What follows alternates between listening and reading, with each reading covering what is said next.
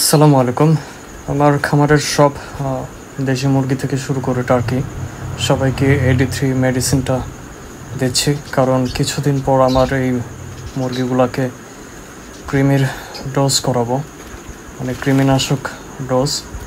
তো তার আগে AD3 মেডিসিনটা চালায় নিতে হবে যাতে তাদের বডিটা ফিট রাখা যায়, কারণ কৃমির ডোজ করানোর পর মুরগি অনেকটা দুর্বল হয়ে যায় আর অনেক সময় মারাও যেতে পারে।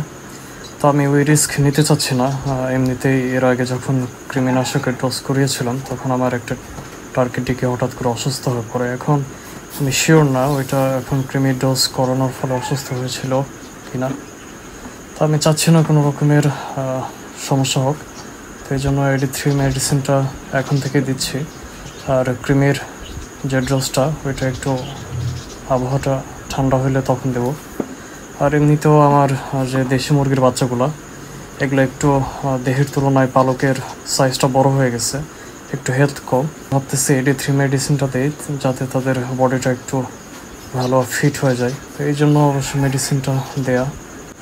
খামারের মুরগির যে কৃমির ডোজটা এটা প্রতি 3 মাস অন্তর অন্তর করতে হয়, না হলে মুরগি টার্কি যেটাই বলেন এদের স্বাস্থ্যটা একটু নষ্ট হয়ে যায়, কারণ কৃমির ফলে দেহের যেই গ্রোথের পরিমাণটাও কমে যায়।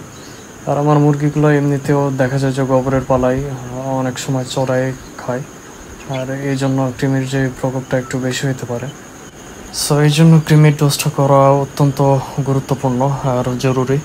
আর খামারের পশু পাখির যদি কৃমিনাশক ঠিকঠাক না করানো হয় তাহলে এদের প্রোডাকশন অনেকটা কমে যায়। তো এই ছিল আজকে খামারের আপডেট। দেখা হবে নেক্সট ভিডিওতে ইনশাআল্লাহ।